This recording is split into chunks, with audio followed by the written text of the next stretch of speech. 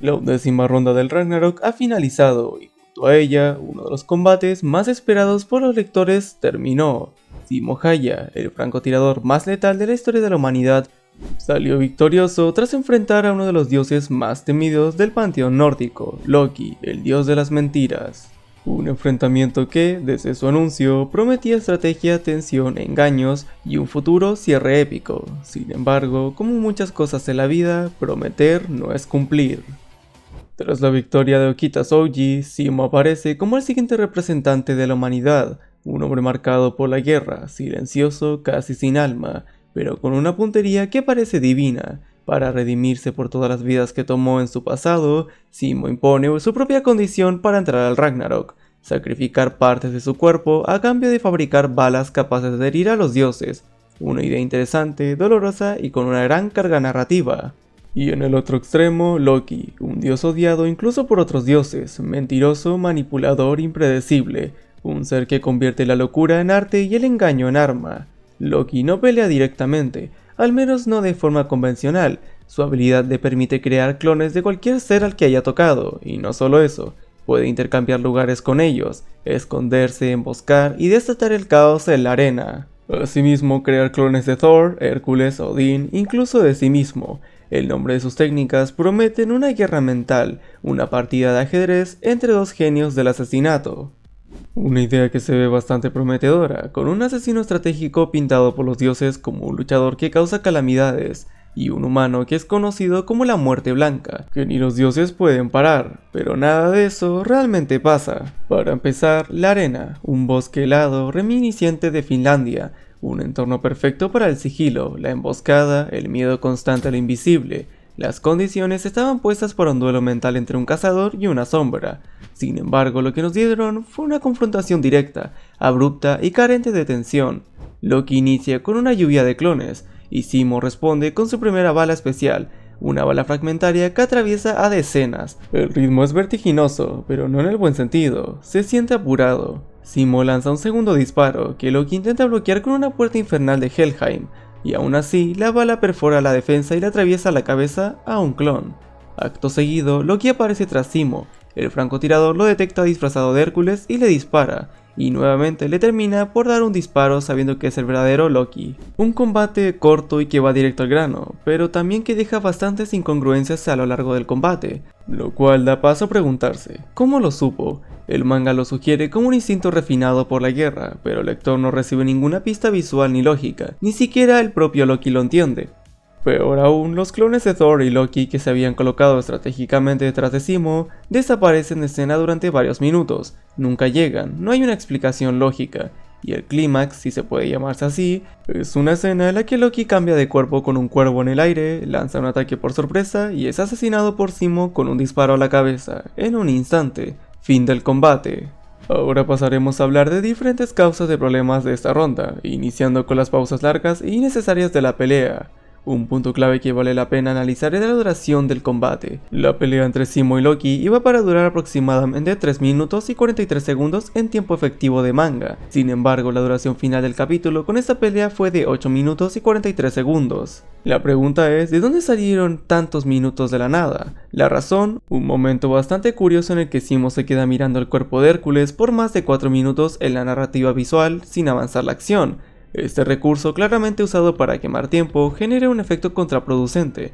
La tensión se disuelve en una pausa sin significado. El lector siente que el combate no avanza y se vuelve pesado. Se rompe el ritmo natural del enfrentamiento, afectando la inmersión y la carga dramática.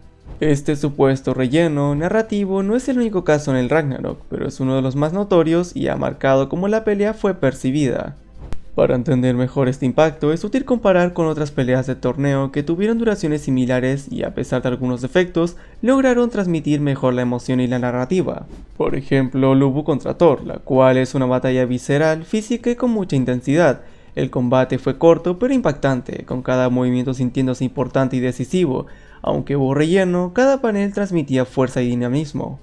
Mientras que en la segunda ronda de Adán contra Zeus, Hubo un combate entre seres poderosos, donde la fuerza bruta se complementa con una fuerza narrativa de conflictos ancestrales y emociones profundas. La pelea tuvo muchos momentos de pausa y tensión, que se usaron para profundizar en las motivaciones y el trasfondo de ambos personajes, y su ritmo variable permitió mantener el interés y la sensación de escalada en el combate final.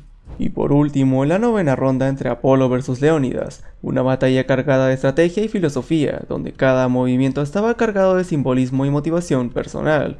Hubo desarrollo emocional con la exploración del honor y la voluntad de lucha. Se aprovecharon muy bien las pausas para construir tensión y significado, manteniendo un ritmo que engancha. Y si bien esta pelea tuvo muchos declives, no quita el hecho de que tuvo un bastante buen desarrollo y un desenlace bastante aceptable. Pero bueno, ahora vamos con lo importante. ¿Qué salió mal en la 11ª ronda? En el primer punto tenemos a Loki, una máscara vacía de estrategia.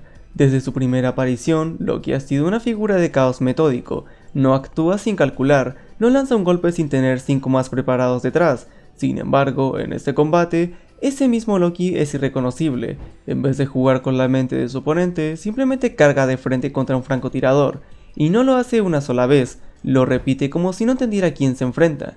¿Dónde quedó su crueldad psicológica? ¿Dónde está Loki que se burla de los sentimientos, que manipula la moralidad, que destroza desde adentro antes que desde afuera? Este error no es solo de ejecución, es una traición al personaje. El Loki que conocíamos habría convertido el campo de batalla en un teatro de paranoia y habría dado un mejor espectáculo.